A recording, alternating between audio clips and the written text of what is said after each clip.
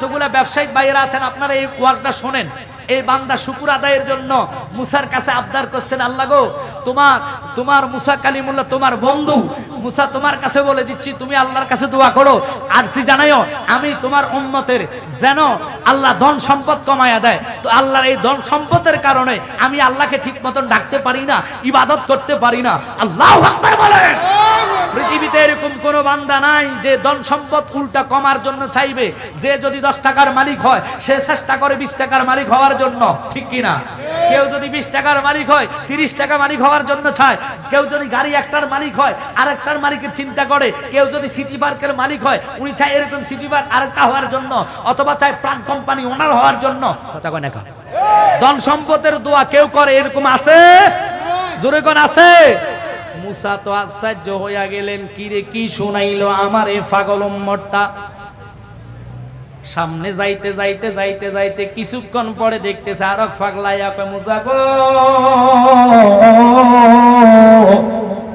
তোমার কাছে আমার অনুরোধ, আমি বড় অসহায়, আমার মা নাই বাবা নাই, আমারে আল্লাহ এমন অভাবে রাখছে, আমার ধন সম্পদ তেমন নাই, তুমি আমার জন্য দোয়া কইরো আল্লাহ যেন আমার ধন সম্পদের মালিক বানাইয়া দেয়।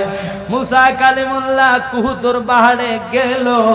যাওয়ার পরে মুসা কালিমুল্লাহ কি বলতেছেন, রাব্বি আরনি, আল্লাহ কয় লাম তারানি, মুসা আমারে দেখবা না? আল্লাহ কেন দেখতাম না? তুমি কি খেজুর গাছের মাথা থেকে গলতেছ কথা? তুমি কি খেজুর গাছ নি? আল্লাহ কয় না আমি খেজুর গাছ না। তাহলে শুনে নেন কি আপনি মাওলা, তুমি নৈরাকার খোদা, আমি তোমার নূরের তাজাল্লি দেখতে চাই। মুসা কানতে কানতে আমার খোদার দয়া হয়ে গেছে। এবার এই মুসার সাথে আল্লাহ কথা বলতে বলতে একবার দুইবার মুসার হঠাৎ মনে হইয়া গেল আমার এই প্রেমিক উম্মত বলেছে, মুসা গো তোমার কাছে আমার অনুরোধ, তুমি অন্তত আল্লাহর কাছে নালিশ করো আমারে আল্লাহ যেন ধন সম্পদ কমায়া দেয়। এবার এই মুসা ওই ছেলেটার কথা উঠাইলেন, আল্লাহ মুসা পয়গম্বর আমি তোমার বন্ধু, তোমার কাছে অনুরোধ করলাম, আমার এই উম্মতটা অনুরোধ জানাইছে তুমি তার সম্পদ কমায়া দিতা। জোরে কন আল্লাহু আকবার। ও আল্লাহ তারে তুমি সম্পদ কমায়া দাও, সে সম্পদের কারণে সে তোমারে ডাকতে পারে না, ভালো করে নামাজে যাইতে পারে না, তুমি তার সম্পদটা কমাইয়া দাও। এই কথা বলতে দেরি আল্লাহ কয়, মুসা রে তুমি ওই লোকটারে শুনাইয়া দিও, সে যেন আমার শুকুরানা বন্ধ কইরা দেয়, শুকুর আদায় বন্ধ করলে আমি তার সম্পদটা মানে কমাইয়া দিমু। আর ওই যেই লোকটা সম্পদ নাই সম্পদের জন্য দোয়া চাইছে, ওই লোকের ব্যাপারে যখন কথাটা উঠাইলো, লোকটা বলে, হে মুসা, ও মুসা, আল্লাহ কয় মুসা শুনে নাও, লোকটারে সম্পদের জন্য দোয়া চাইছে, আমি তারে সম্পদ দিমু, তবে তারে কয় শুকুর আদায় করতে, শুকুর যদি আদায় না করে আমি আল্লাহ তারে সম্পদ দিতাম না। সালাতুনিয়া রাসূলুল্লাহ আলাইকুম সালামুনিয়া,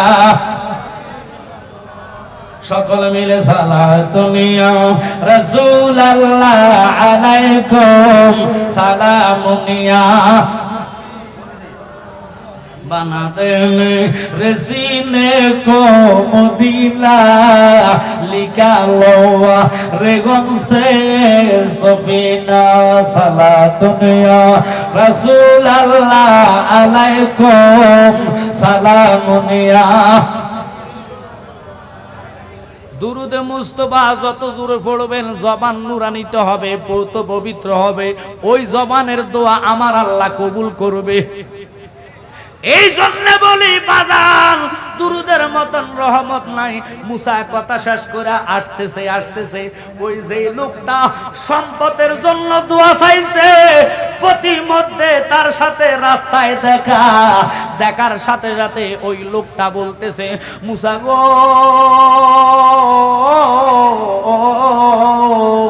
আমি তো তোমার কাছে আল্লাহর কাছে বললাম আমার সম্পত্তি তেমন নাই, তুমি আমার জন্য দোয়া চাইছো নি? কয় চাইছি রে পাগলা, শুনে নে, তুই 5 ওয়াক্ত নামাজ পড়া আল্লাহর শুকরানা আদায় করিস। লোকটা কয় আমার দ্বারা সম্ভব না, আমার কিছু নাই, ঘর নাই, বাড়ি নাই, খেতে পারি নাই, 3 বেলা খাওয়ার পাই না, আবার আমি শুকর আদায় করতাম। এই বান্দারে আল্লাহ কয় যাতে তুমি শুকর আদায় করবা না আমি তোমার সম্পদ দিতাম না। যাইতে যাইতে যাইতে যাইতে যাইতে যাইতে প্রতিমধ্যে ওই লোকটার সাথে দেখা, যেই প্রথম আবদারটা করলো, হুজুর আপনি যেহেতু আল্লাহর সাথে দিদারে যাইতেছেন, আল্লাহর সাথে কথা বলবেন, আপনার কাছে আমার আবদার হইল আমার সম্পদ যেন আল্লাহ কমায়া দেয়। ওই লোকটা কয় হুজুর আপনি আল্লাহর সাথে কথা বলছেন নি? কয় বলেছি। আমার সম্পদ কমানোর ব্যাপারে কি সিদ্ধান্ত আল্লাহ নিলেন? আল্লাহ কয় তোমার সম্পদ কমাইতো না। কেন গো কমাইতো না? কয় তুমি আল্লাহর শুকুরানা ছাড়ি দাও, শুকুরানা আদায় করার দরকার নাই। ওই লোকটা কয় আমার দ্বারা জীবন যাইব, আল্লাহর শুকুরানা আদায় ছাড়তাম না। আল্লাহু আকবার।